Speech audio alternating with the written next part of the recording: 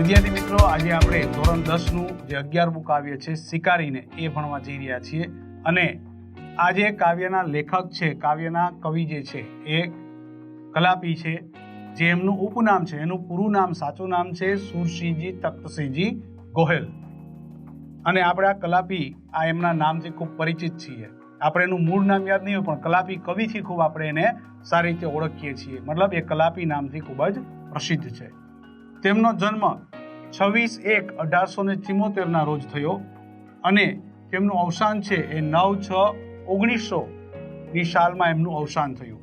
મતલબ 1874 થી માંડીને 1900 એટલે કે એમણે 26 વર્ષનું આયુષ્ય છે એ જીવ્યા. 26 વર્ષનું આયુષ્ય એમને જીવ્યા. અને એમનો ખાસ કરીને જન્મસ્થળ કહીએ આપણે તો એમનું જન્મસ્થળ છે અમરેલી જિલ્લાનું લાઠી ગામ છે, એના રાજવી પરિવારમાં. મતલબ રાજાશાહી કુળના હતા, એ રાજવી કુળના હતા. તો એમનો જન્મ અમરેલી જિલ્લાના લાઠી ગામના રાજવી પરિવારમાં જન્મ થયો હતો. તેમણે ખાસ કરીને કલાપીએ આ 26 વર્ષ જીવ્યા. એ 26 વર્ષમાં તેમણે એક કાવ્ય સંગ્રહ આપ્યું. કારણ કે એમનું આયુષ્ય ટૂંકું હતું એટલે એ જાજુ સાહિત્ય આપણને આપી નથી શક્યા. ગુજરાતી સાહિત્યમાં બહુ યોગદાન નથી આપી શક્યા, પણ એ જે યોગદાન આપ્યું છે એ પણ ખૂબ મહત્વનું આપ્યું છે. અને જો આ વ્યક્તિ વધુ જીવ્યા હોત તો ખાસ કરીને આજે જે ગુજરાતી સાહિત્ય છે એ કંઈક અલગ જગ્યાએ, અલગ સ્થાન ઉપર હોત. એવું સરસ મજાના કવિ કલાપી જે 26 વર્ષના આયુષ્યની અંદર એમણે માત્ર એક જ કાવ્ય સંગ્રહ આપ્યો અને એક જ જે પ્રવાસ ગ્રંથ આપ્યો છે. એ પ્રવાસ ગ્રંથનું નામ છે કાશ્મીરનો પ્રવાસ. અને એમણે જે કાવ્ય સંગ્રહ આપ્યું એ કાવ્ય સંગ્રહનું નામ છે કલાપીનો કેકારો. આજે આપણે જે શિકારી કાવ્ય શીખવાના છીએ એ શિકારી કાવ્ય છે એ કલાપીનો કેકારો, એમાંથી જ આપણે શીખવાનું છે, એમાંથી જ લીધેલો છે. એનું કાવ્ય સંગ્રહ છે આ કલાપીનો કેકારો. એ કલાપીનો કેકારો કાવ્ય સંગ્રહ એટલે કાવ્ય સંગ્રહ એ રીતથી કહેવામાં આવે છે કે એની અંદર ઘણા બધા કાવ્યોનો સમાવેશ થયેલો હોય છે. એમાંથી આ એક કાવ્ય લીધેલું છે શિકારીને. તો અહીંયા જે કવિ છે, કવિ ખાસ કરીને જે કલાપી છે, એની આ કાવ્યની અંદર આપણને પ્રકૃતિ પ્રત્યેની અને માનવ જીવન એને બંનેને સાથે જોડીને બહુ સરસ મજાનો પોતાનો ભાવ રજૂ કર્યો છે. તે પોતે પ્રકૃતિ પ્રેમી હતા. મતલબ આ કાવ્ય ઉપરથી આપણે એને ઓળખી શકીએ કે એનામાં પ્રકૃતિ પ્રત્યે કેટલો પ્રેમ હતો. પ્રકૃતિ એટલે કે ભગવાને જે કાંઈ સર્જન કર્યું છે, નદી, તળાવ, સમુદ્ર, વન, પશુ, પક્ષી, પ્રાણી, ફૂલ, વનસ્પતિ, મનુષ્ય, એ બધું જ એની સૃષ્ટિ છે. તો એ આખી એની પ્રકૃતિ કહેવાય. તો એ જે પ્રકૃતિ છે, પ્રકૃતિ પ્રત્યે લેખકનો કેટલો લગાવ હતો, એ લગાવ છે એ આપણને આ કાવ્યની અંદર જોવા મળે છે. અને કાવ્યની ખાસ કરીને જે આ વનનું સૌંદર્ય અને પ્રકૃતિનું જે સૌંદર્ય છે એ સૌંદર્યને પણ બહુ સારી રીતે કલાપીએ છે કાવ્યની અંદર વર્ણવ્યા છે. તો આપણે આજે આ કાવ્ય શીખવાનું છે શિકારીને. તેમાં કવિ છે એ શિકારીને સંબોધીને કહે છે કે જે શિકારી છે એ આજે આ પર્યાવરણનો વિનાશ કરી રહ્યો છે. મતલબ પછી આપણે મનુષ્ય, કોઈ પણ શિકારી જે છે એ તો કોઈ છે તો મનુષ્ય જ. આપણે મનુષ્ય અલગ અલગ રીતે, ઘણી બધી રીતે પર્યાવરણનો નાશ કરી રહ્યા છીએ. વૃક્ષો કાપી રહ્યા છીએ, નદીની અંદર ગંદકી, કેમિકલવાળા પાણી આપણે ઉમેરી રહ્યા છીએ, પ્લાસ્ટિક કચરાઓ જ્યાં ત્યાં ફેંકીએ છીએ, જેના કારણે પર્યાવરણ પ્રદૂષિત થાય છે. આપણી જે પ્રકૃતિ છે એ પ્રદૂષિત થાય છે. અને એના કારણે આપણે અનુભવ પણ કરીએ છીએ આજે આ પર્યાવરણ જે પ્રદૂષણના કારણે ઓઝોનનું પડ પાતળું થવા લાગ્યું, તૂટવા લાગ્યું છે. તો ઓક્સિજનની કમી થવા લાગે છે અને જેના કારણે ગરમીનું જે પ્રમાણ છે, આજે જોઈએ તો સખત ગરમી, ધીમે ધીમે દિવસે ગરમીનું પ્રમાણ વધતું જાય છે. વર્ષે ને વર્ષે ઋતુમાં ચેન્જ આવે છે, ફેરફારો આવે છે. અચાનક માવઠા થઈ જાય, મતલબ અચાનક વરસાદ આવી જાય, અચાનક ગરમી વધી જાય, ધરતીકંપ આવે. આ બધું જે કારણ કેના કારણે થયું છે? આપણે જે પર્યાવરણમાં અસંતુલન કર્યું છે એના કારણે.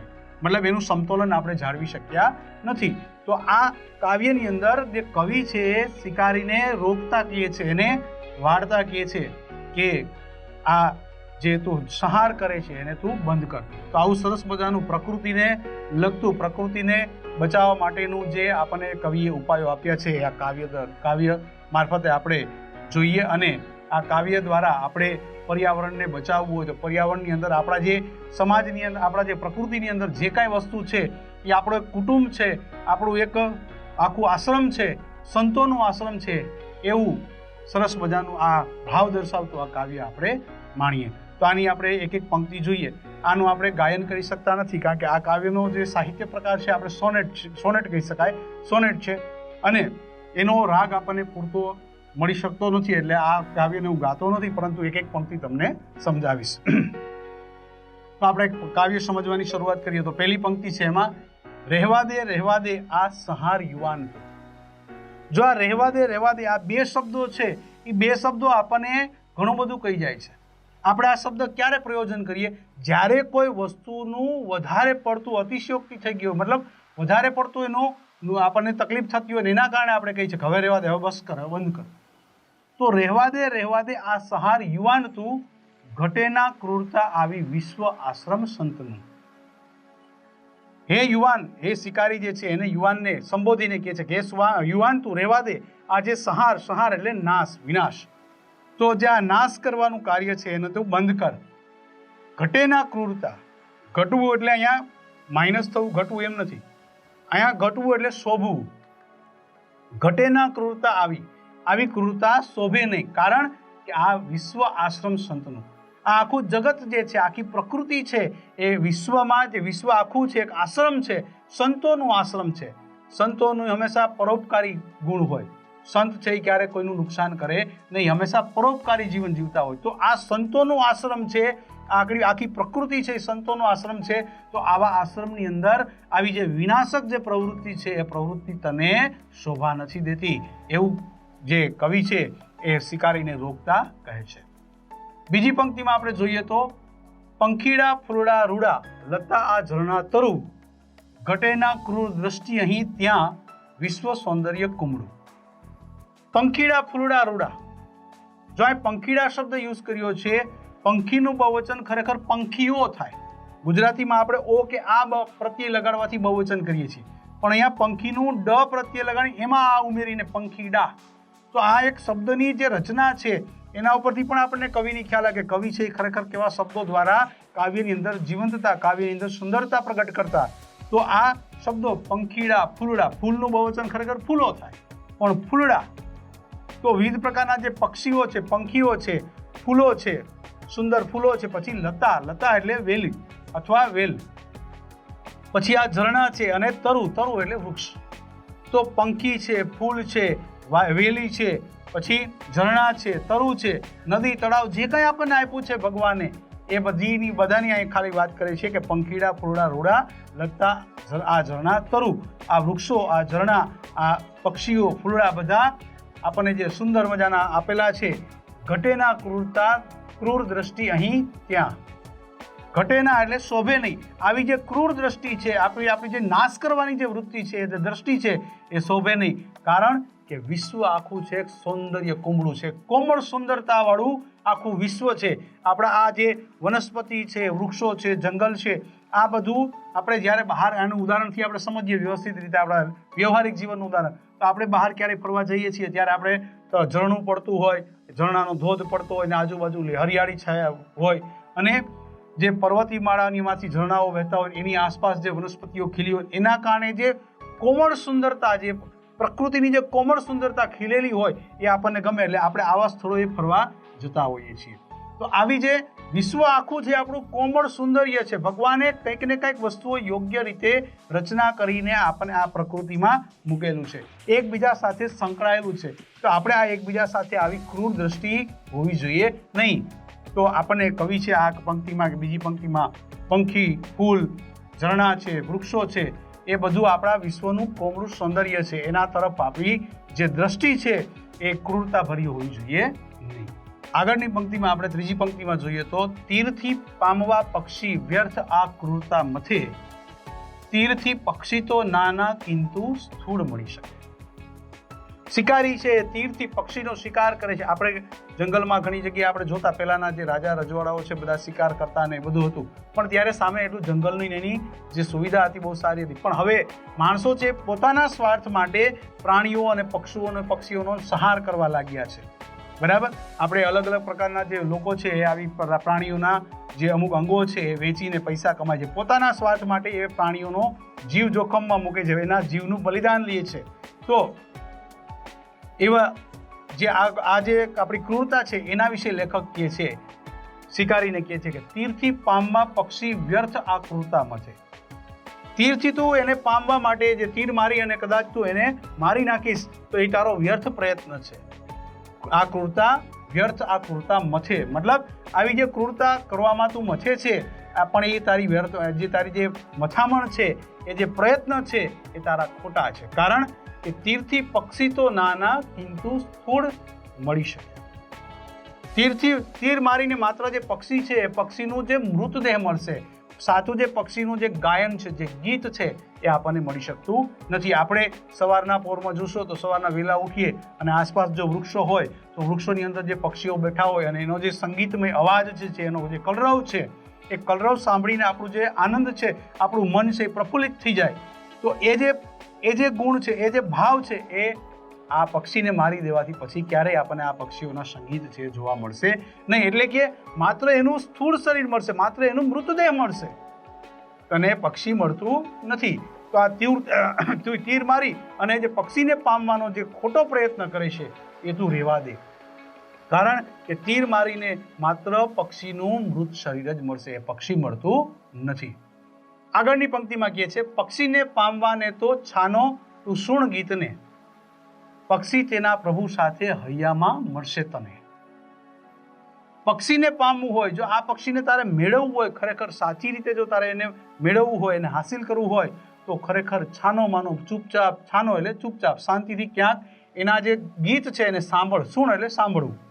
તો એના જે ગીત છે એ ગીતને સાંભળ અને એ સમયે જે એનું કલરવ છે, એના જે ગીત છે, મધુર કંઠમાંથી જે એના ગીત ઉત્પન્ન થાય છે, એનું જે સંગીત ઉત્પન્ન થાય છે, કલરવ ઉત્પન્ન થાય છે, એ કલરવને સાંભળતા શું થશે? પક્ષી તેના પ્રભુ સાથે હૈયામાં મળશે તને.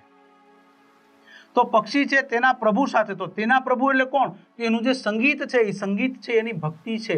જે પક્ષી છે એની અંદર એની પાસેથી જે ગીત નીકળે છે એ ગીત છે એની ભક્તિ છે, એનું સંગીત છે એની ભક્તિ છે, એટલે એનો ભગવાન છે. તો એ જે ગીત છે એ તને ભગવાન સ્વરૂપે તારા હૈયામાં, પક્ષી અને એ સંગીત આપણા જ હૈયામાં આપણને મળશે. તો આ જે પક્ષી છે એ પક્ષીને આપણે જો ખરી રીતે પામવું હોય તો આપણે એની જે મધુર ગીત છે, મધુર ગીતને આપણે શાંતિથી સાંભળવું જોઈએ. એને મારી નાખવાથી એનું સંગીત ફરી પાછું આપણને ક્યારેય મળતું નથી. અને ખરેખર જો એ સંગીત સાંભળીએ ત્યારે જે પક્ષી છે એના દિલથી જે સંગીત ગાય છે, મતલબ એ જે ગીત છે એ એનું ભગવાન છે, તો આપણને એ પક્ષી અને એનું ભગવાન એટલે કે સંગીત રૂપી જે ભગવાન છે, ઈશ્વર છે, એ આપણને બંને હૈયામાં જોવા મળશે.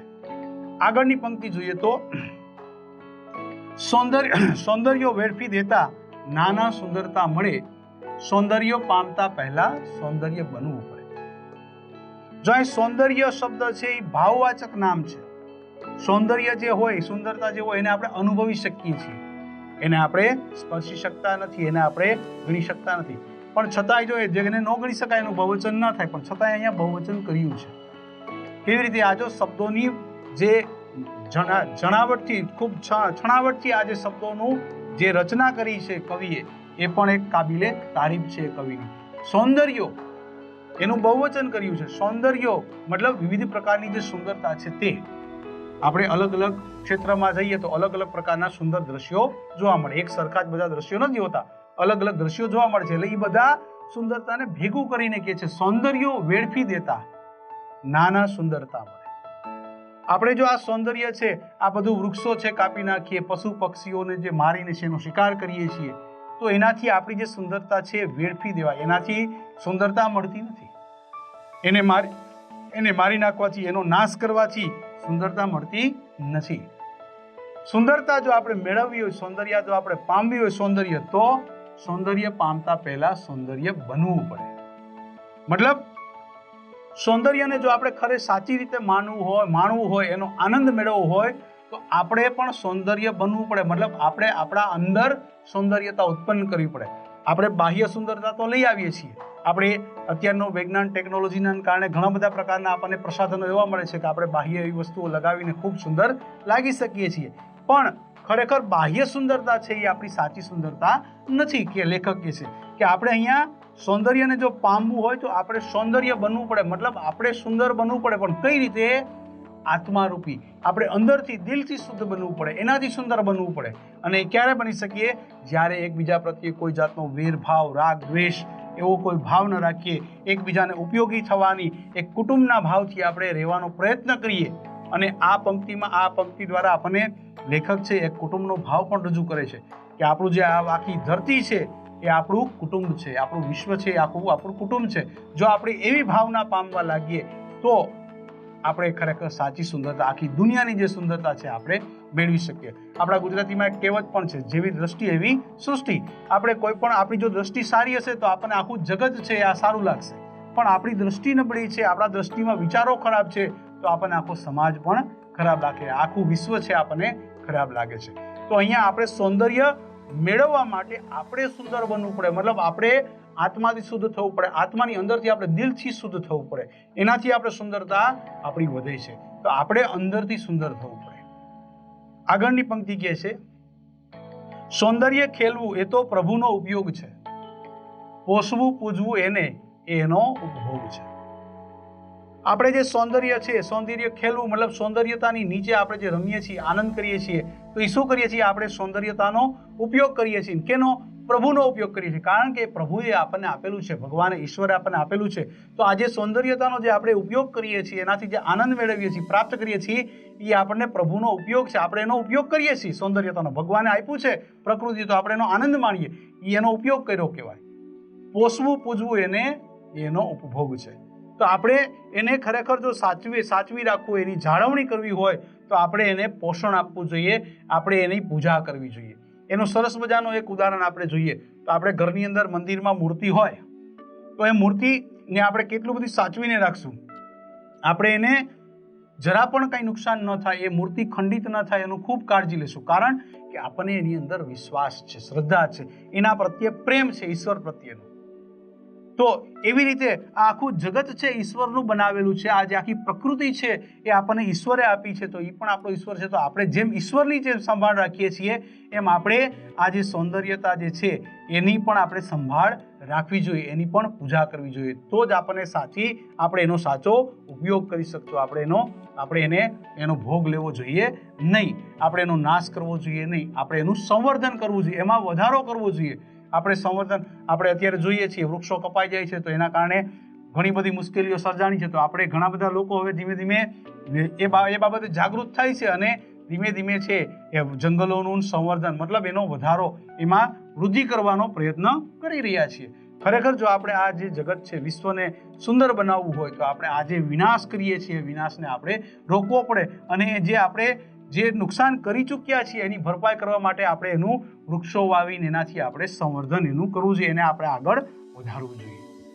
અંતિમ પંક્તિમાં લેખક છે એ શિકારીને ચેતવે છે. છેલ્લે ફરી પાછા એમને એ બે શબ્દોનો ઉપયોગ કરે છે, રહેવા દે, કારણ કે હવે વધુ થઈ ગયું છે, તું રહેવા દે, આ સહારને મૂકી દે, રહેવા દે આ સહાર યુવાન, તું આ સહાર મૂકી દે, આ વિનાશનું કામ મૂકી દે, કારણ બધે છે આદ્રતા છાઈ, તેમાં કેમ ભેળવું ભલું. તો આપણે આસપાસ જે આ બધું તો સહાર કરે છે, સહારના કારણે બધે જ જે દુઃખરૂપી આર્દ્રતા એટલે વિનાશ, બધે જ દુઃખરૂપી જે વિનાશ છે એ ફેલાઈ ગઈ છે, એમાં કંઈક આપણે ઉમેરો કરવો, એ આપણું ભલું કામ છે. એવું આપણે કંઈક કરવું જોઈએ. આપણે જે વિનાશને દૂર કરવાનો પ્રયત્ન કરવો જોઈએ કે જેથી આ જે સૃષ્ટિ છે, પ્રકૃતિ છે એ જળવાઈ રહે અને એની વધારે સૌંદર્યતા આપણે માણી શકીએ, એનો આનંદ મેળવી શકીએ. પણ જો આ જંગલ કે પશુ પક્ષી કે કાંઈ ફૂલ કે હશે જ નહીં તો આપણું જે જીવન છે આનંદમય બનશે નહીં. આપણે એક બીજું સરસ મજાનું ઉદાહરણ પણ લઈ શકીએ કે આપણે જે ફરવા ગયા હોય બગીચાની અંદર જઈએ તો બગીચાની અંદર અલગ અલગ પ્રકારના ફૂલોની જે સુગંધ આવતી હોય અને સુગંધના કારણે જે આપણું મન પ્રફુલ્લિત થઈ જાય, આનંદિત થઈ જાય, તો આ આનંદ આપણને ક્યારે મળી શકે? જો આપણે એની જાળવણી કરીએ, યોગ્ય રીતે આપણે સાચવીએ, એનો વિનાશ કરતા અટકીએ, તો જ આ આપણી જે પ્રકૃતિ છે એ પ્રકૃતિનું આપણે રક્ષણ કરી શકીએ. એટલે કવિ છે એ આ પ્રકૃતિ પ્રેમી કવિ કલાપી છે એ આપણને પ્રકૃતિ પ્રત્યેનો જે પ્રેમ છે એ વ્યક્ત કરે છે પોતાના કાવ્ય દ્વારા, અને આપણને પણ એ માર્ગદર્શન આપે છે કે આપણે આવું જે સહારનું જે કાર્ય છે એ કરવું જોઈએ નહીં, આપણે એનો વિનાશ કરવો જોઈએ નહીં. અને એની જો ખરેખર સાચી સુંદરતા માણવી હોય તો આપણે અંદરથી આપણી અંદરના જે વેરભાવ, જે આપણા સ્વાર્થની જે વૃત્તિ છે એ બધું દૂર કરવું જોઈએ. એ પણ એક જીવ છે, એ બધા પણ સજીવ છે, આપણે માની એ આપણા કુટુંબના જ સભ્યો છે એમ માનીને સાથે તાલ મિલાવીને રહેવું જોઈએ. એવો સરસ મજાનો ભાવ આપણને આ કાવ્ય દ્વારા રજૂ કરે છે. અને બીજું એક આપણે કહી શકીએ કે જીવો ઓર જીને દો, જીવો અને જીવવા દો. આ જે ભાવ છે એ ભાવ આ કાવ્ય દ્વારા કલાપી છે એ વ્યક્ત કરે છે કે પશુ પક્ષી પ્રાણી વનસ્પતિ જે કાંઈ છે એ બધા સજીવ છે, ભગવાનનું સર્જેલી પ્રકૃતિ છે, ભગવાને આપેલી ભેટ છે, એને પણ એ પણ એક જીવ છે, એને પણ જીવવા દો અને આપણે પણ જીવો. ભલે આનંદ માણો, એનો ઉપયોગ કરો, પણ એનો વિનાશ કરવો જોઈએ નહીં, જેથી આપણે આ જે પૃથ્વીની પ્રકૃતિની જે સાચી સુંદરતા છે એને આપણે